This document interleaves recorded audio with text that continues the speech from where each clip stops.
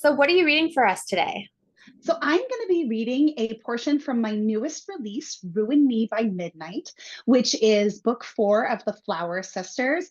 And in this story, what I wanted to do is kind of take that classic ruination fear trope and turn it around. And so Violet, who's my heroine, is trying to get herself ruined in the eyes of society so that she doesn't have to marry this terrible man that her parents want her to marry. And she ends up connecting with Callum, who is this grumpy Scottish businessman who's at the same house party that he's trying to secure investors for his company. And because of romance reasons, that he begrudgingly agrees to help her. Now, both of them have trauma in their past and they want to keep themselves protected to avoid being hurt. So, in this prior scene, they shared a heated moment hiding behind a curtain, but neither of them is sure what between them is real and what is just pretending so that she can be ruined. And I picked this scene. This is chapter 11, so we're a decent amount into the book, but I picked the scene because this is where we start to see the walls coming down between these two characters. And we get to see a cameo from a new character that has become a fan favorite. So I'm very excited to share Ooh, that with you all.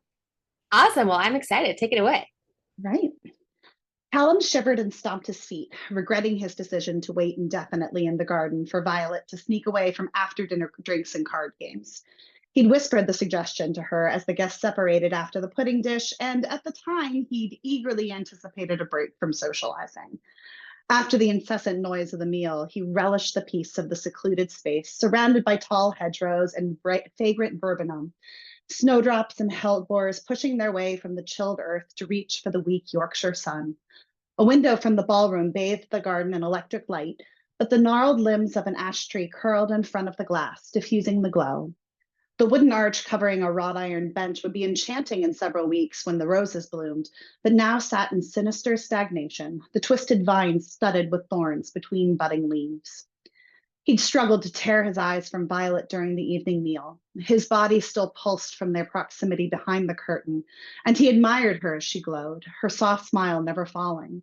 But he sensed the detachment in her, something he recognized in himself. He masked his insecurities by being rough and unapproachable, all sharp edges. No one would approach him without fear of being left bleeding. Violet, however, polished herself to a surface so slick and shiny that nothing could take hold. He checked his watch again and, with a reluctant sigh, accepted that she wasn't coming out. When a slice of light cut across the grass, then disappeared, and she was there, walking toward him.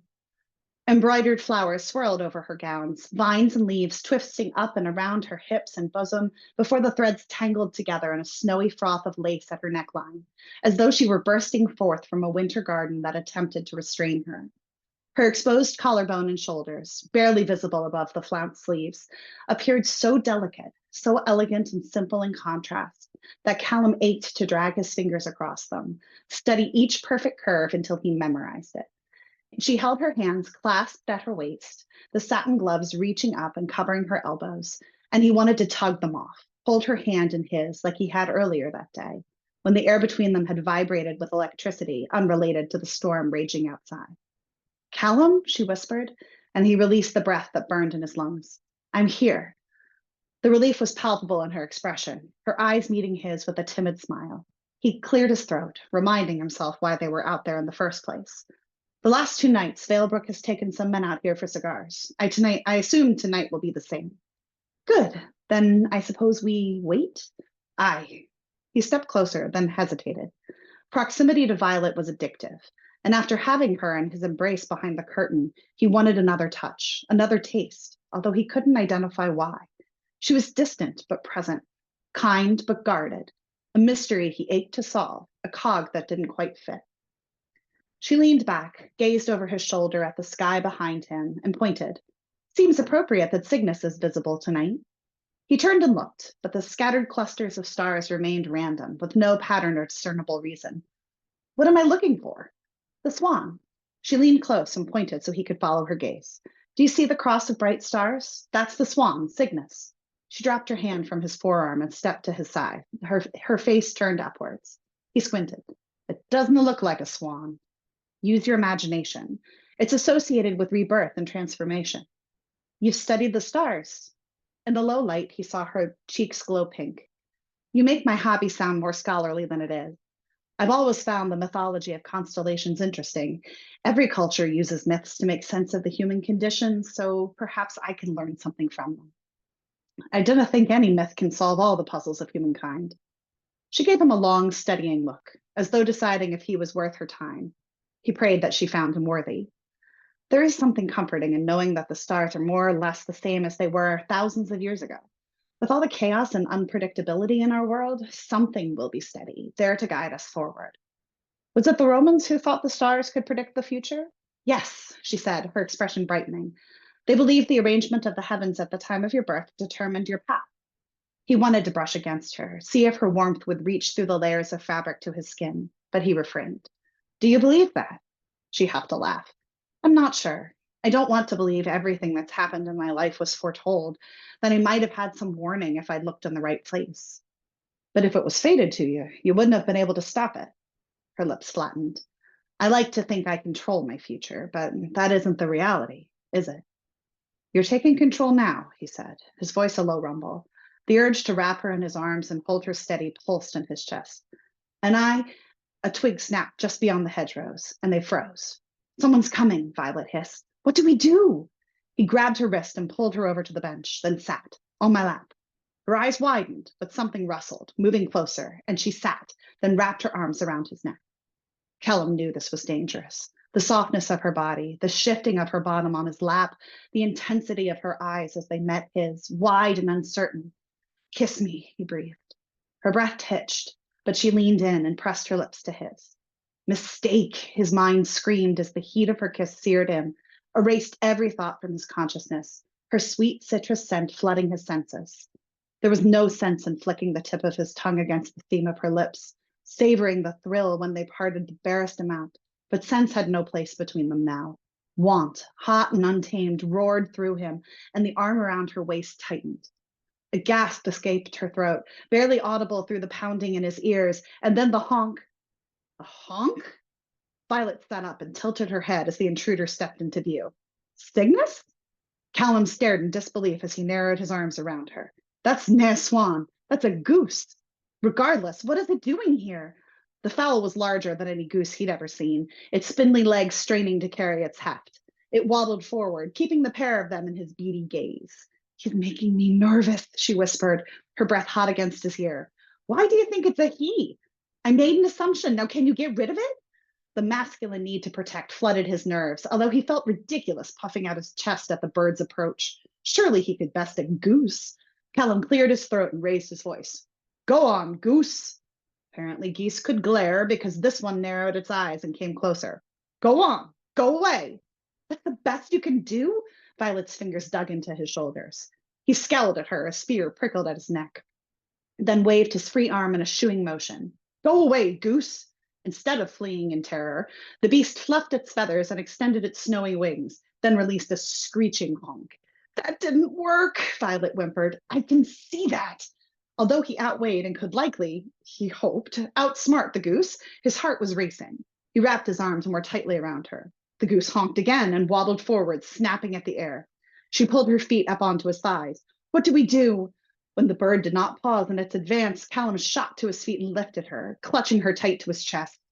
She had trusted him to take care of her during their ruination charade, but while that responsibility didn't extend to attacks by poultry, he wasn't about to let something happen to her. Don't look at it, he boomed. Why? If I don't look, I won't be able to see when it bites me. Callum took one step back and his thigh hit the bench. Trapped. His hold on Violet tightened as he prepared to fight. If this goose was going to hurt her, it would have to get through him first. A voice rang out in the darkness. Kevin? Is that you? They froze, and, much to Callum's shock, the goose turned toward the speaker. Kevin? Violet whimpered. Bridget burst into the garden and planted her hands on her hips when she saw the foul beast. What's gotten into you, Kevin? Callum stammered, feeling even more ridiculous than he had moments before. Kevin was about to bite Violet. Bridget tisked and snapped her fingers at the goose, who abandoned his assault and waddled over to their hostess. If Callum wasn't mistaken, the creature had a smug smile on its beak. Were you feeding him bread? He likes it, but it's terrible for his digestion. We were not feeding him anything. Callum continued to eye Kevin with suspicion, and he was not about to let Violet's feet touch the ground with that monster in her vicinity. He came out of nowhere and started honking. That's because he's hungry. Bridget reached into a hidden pocket in her dress, then extended her open palm to Kevin. Halved grapes are his favorite. He can get bossy sometimes, but you just need to give him a stern word, and then he's a complete love. She scratched Kevin on the head like he was a pet dog, and the goose nipped its apparent owner's fingers affectionately. Callum gaped. Well, I'll leave you to it, Bridget said, smiling at them as though it were a normal occurrence to catch her guests in an embrace while under attack by her pet goose. Oh, I convinced my cousin Vivian to play the piano for us to dance. Come in whenever you're done doing. She made a vague circular gesture in their direction. Whatever you're doing. She swept out of the garden, Kevin tottering merrily behind her. Callum remained motionless, starting over there. Callum remained motionless for a long moment until Violet stirred in his arms. He lowered her, waiting until her feet were stable beneath her before he released her. A beat passed before he felt laughter bubbling in his chest, relief flooding his veins. While Kevin hadn't been a deadly foe, he'd kept her safe. She chuckled and rubbed the bare skin above her glove, and Callum wanted to pull her close, keep her warm, perhaps kiss her again. That didn't go according to plan. He gave her a conspiratorial wink. Do you think Kevin will tell anyone what he saw? If he does, no one will believe him. She wrinkled her nose. Everyone knows geese are chronically dishonest. I suppose I have to add geese to your list of fears. A smile pulled at her lips, alongside spiders. I'm also not fond of heights. He snorted a laugh, and she smiled up at him. He'd laugh like a fool if she kept smiling like that. The strains of the piano, followed by an inebriated cheer, filtered into the garden. Would you like to dance? She hesitated, then shook her head. No, I should go to bed.